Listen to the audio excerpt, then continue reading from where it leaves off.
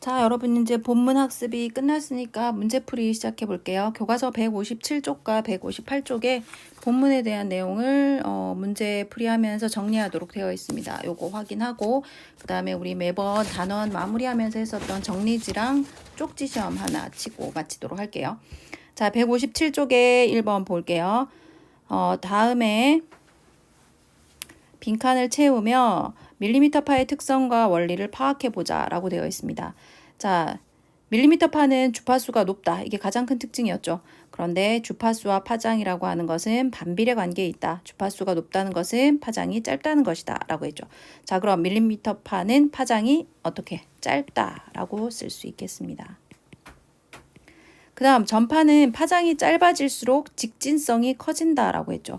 그렇다면 밀리미터파는 직진성이 강하다. 이게 핵심이에요. 그래서 주파수와 파장과 직진성의 관계, 이것을 잘 이해하셔야 됩니다. 자, 그 다음 1-2 1에서 파악한 밀리미터파의 특성이 기술적으로는 어떻게 응용되고 있는지를 설명해 보자 라고 되죠.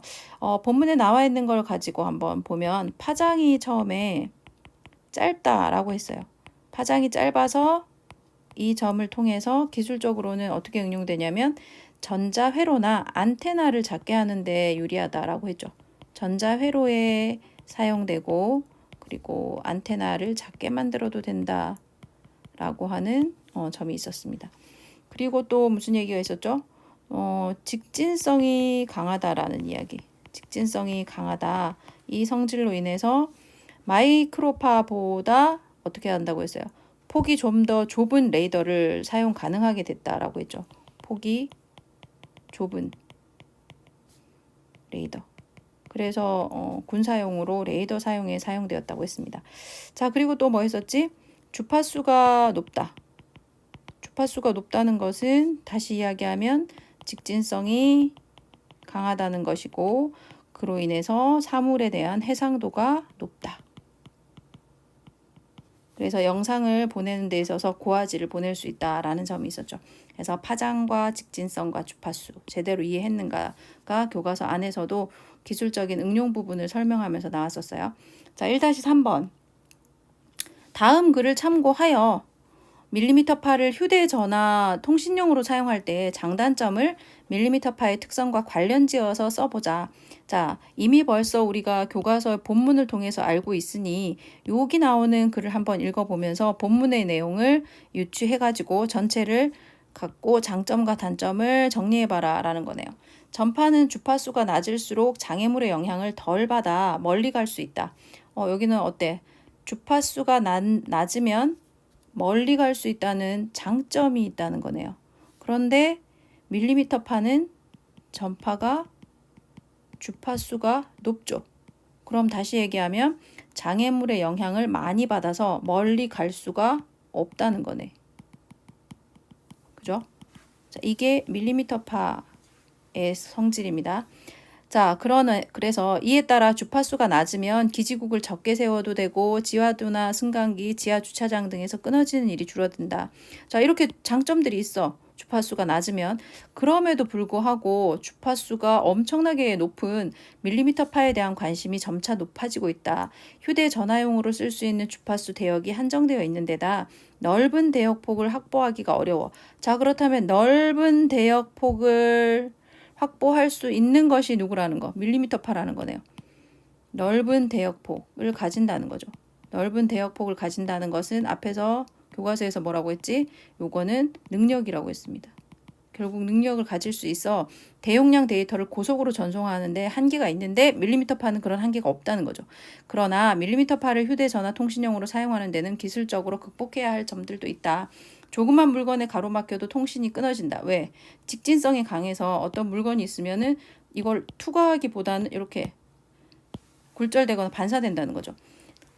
이러한 단점을 기술적으로 보완해야 하는 점도 있다. 자, 그렇다면 장점으로는 뭘까요? 넓은 대역폭, 폭을 사용할 수 있기 때문에 뭘 할 수 있다? 데이터의 고속 전송이 가능하다는 거죠. 그래서 파일을 압축시켜서 몇 시간에 걸쳐서 다운받아야 될 필요가 없다고 했죠. 자, 단점은 밀리미터파는 직진성이 크다고 했어요. 직진성이 커. 직진성이 큰 장점이 있는데, 그리고 에너지 감쇄율, 뭔가 산소 흡수에 의해서 날씨의 영향도 많이 받죠. 자, 그래서 조그만 물건에 가로막혀도 반사되거나 신호가 약해진다는 거죠. 반사되거나 신호가 약해지는 단점이 있습니다. 그래서 이런 점들을 보완해야 된다라는 것이 이 글이죠. 자, 그 다음 158쪽의 2번 문제. 밀리미터파가 대역별로 어떻게 활용되고 있는지 정리해보자. 요 교과서에서 우리가 했던 건데, 그지? 60GHz 대역의 경우에는 짧은 거리, 먼 거리, 근거리에서 대용량의 데이터를 전송할 수 있습니다. 대용량 데이터 전송.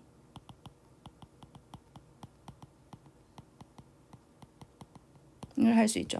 자, 그래서 케이블을 사용하지 않고도 하드디스크, 셋톱박스, 텔레비전 캠코더 등의 대용량의 데이터를 보내는 데 사용되기 때문에 예시로 뭐를 들었어요? 영화 한 편을 다운받는데 2, 3초면 된다고 했죠. 저 정도밖에 걸리지 않는다. 자, 그 다음에 77GHz의 경우에는 차량 충돌 방지 레이더로 사용되고 있고, 자, 94GHz의 경우에는 어디에 사용된다고 했어요? 공항에서도 쓰이는데 특히 비행기에서 항공 시스템 전방 스캔용으로.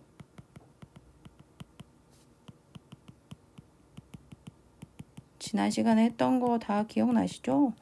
그리고 두 번째는 어디에 쓰이죠? 공항이나 은행에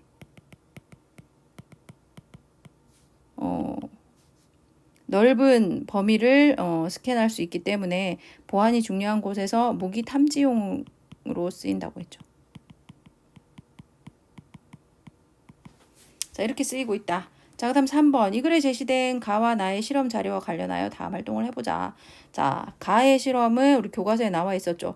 두 개의 빛을 이용해서 하나의 구멍을 통과시켰더니 아주 선명하게 두 개의 삼각형이 나왔다는 것은 이 빛은 직진성이 강하다라는 것을 의미하고, 어때요? 옆으로 자신들이 흔들리지 않는다는 의미니까 장면 자체가 굉장히 잘 전달된다는 거죠. 나도 마찬가지. 그죠? 그래서 화면 간에 서로 겹치는 중첩성이 없어서 색깔과 모양이 아주 잘 전달되고 있다라고 했습니다. 이 두 가지는 빛이죠. 자, 그렇지만 밀리미터 파의 경우에는 빛에 비해서는 좀 덜하긴 해도 다른 것들에 비해서는 꽤 좋은 해상도를 가지고 있는 장점이 있다라고 했어요. 가나의 실험을 통해 공통점으로 알 수 있는 사실. 자, 뭐였죠? 빛은 여기 지금 실험을 통해서 이 빛이라고 하는 것은 파장이 어떻다?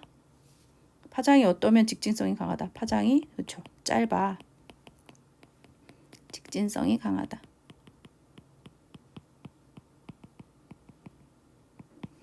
자, 2번 가나의 실험에 관한 설명이 다음 내용을 이해하는 데 어떤 도움을 주는지 평가해보자. 자, 밀리미터 파는 파장의 길이가 빛보다는 길어요. 빛보다는 길다는 이야기는 파장이 짧다는 거죠. 파장이 길다는 거죠. 파장이 길다는 것은 직진성이 빛에 비해서는 좀 약하다는 거지. 하지만 다른 전파에 비해 매우 짧기 때문에 직진성이 강하다고 볼 수 있다. 빛을 따라갈 수는 없지만 그래도 능력이 있어. 제2차 세계대전에 주로 사용된 마이크로파 신호인 20GHz 대역의 레이더는 교과서 본문에 있던 거네요. 신호의 빔 폭이 넓어서 적에게 노출되었는데 크기는 같되 빔 폭이 더 좁은 레이더의 역할을 누가 했다는 거지? 밀리미터 파가 했다는 거죠. 자, 이것은 어떤 도움을 주는가? 밀리미터 파가 직진성이 강한 것을 뒷받침해 주는 근거잖아요. 그지? 밀리미터 파의 직진성.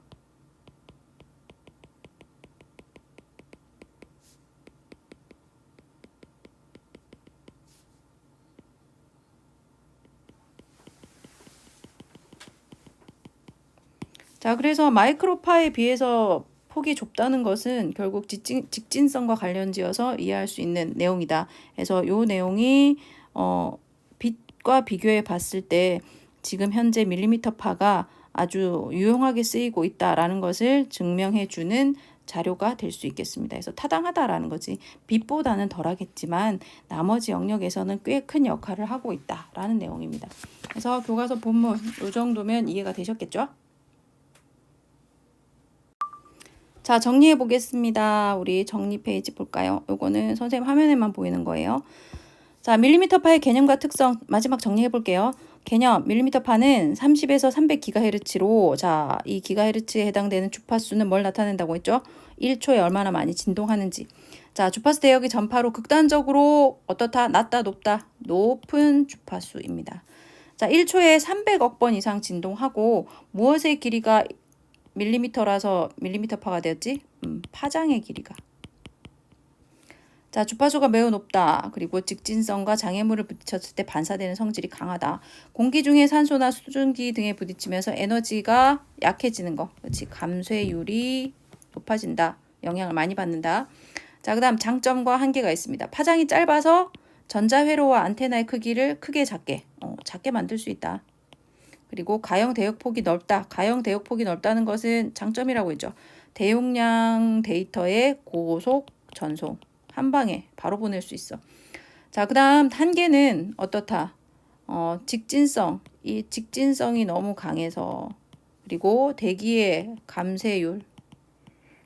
감쇄율의 특성 때문에 한 번에 먼 거리로 데이터를 전송하기는 어렵다. 왜? 직진성이 강하니까 막 온데 막 부딪히겠죠. 그런데 먼 거리를 한 방에 목표물까지 갈 수가 없는 거지. 부딪히는 장애물마다 다 부딪히니까요.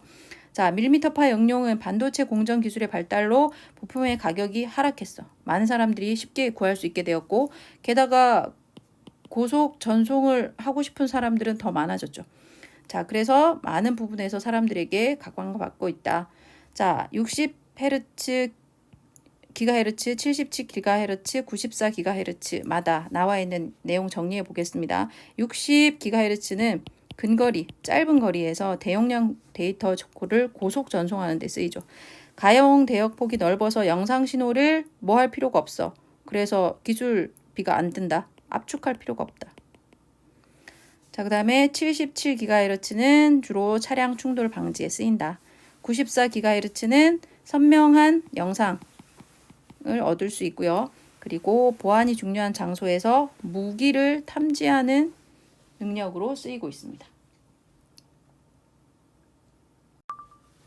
자, 마지막 쪽지 시험 요것만 보고 끝내겠습니다.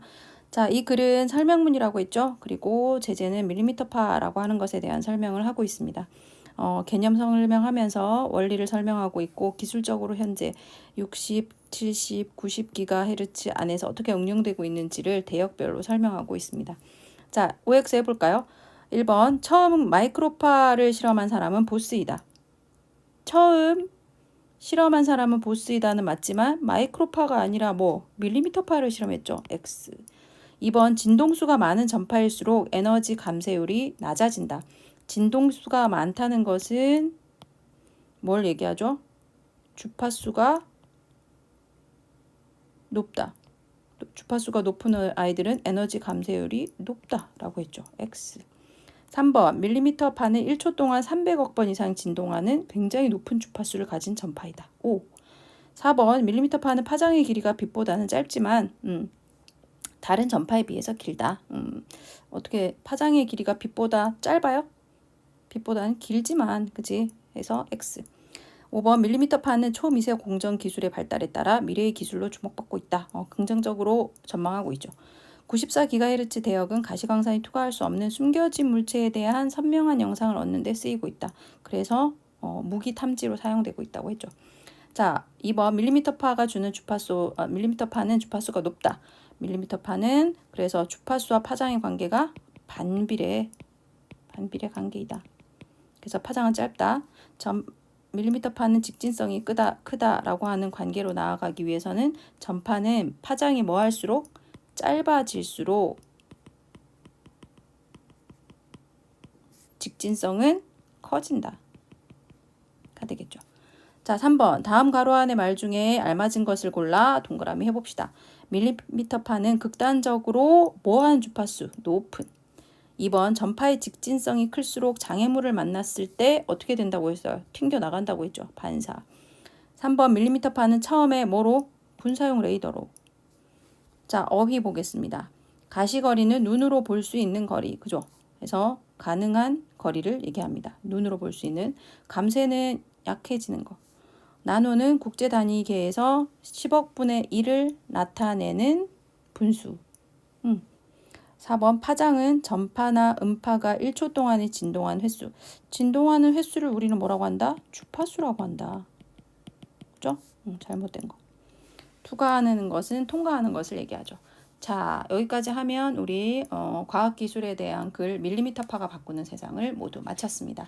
그래서 시험 잘 보시고요. 그리고 우리 나중에 오프라인으로 들어와서 성적 확인이 끝나게 되면 바로 요 앞에 있는 거 달에 대한 과학 지문 진도 나가도록 할게요. 수고하셨습니다. 안녕.